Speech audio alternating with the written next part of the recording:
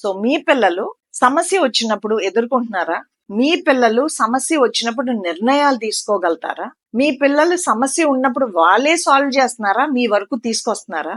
ఇది పెంపకానికి చాలా ఇంపార్టెంట్ క్వశ్చన్స్. ప్రతి తల్లి తండ్రి వాళ్ళు పెంచే విధానం కరెక్టా కాదా? మనం ఒక మంచి తల్లి తండ్రి కాదు, మన పిల్లలు ఎంత గొప్పగా ఎంత చక్కగా తయారవుతారో అది important. So parenting is about development of the child perfect గా డెవలప్ అవుతే the parent is the best parent. So best parent అవటానికి it is a matter of time. ఆ టైంలో కాలం అప్పుడు the appreciation for being the best parent happens when the child performs, when the child is capable.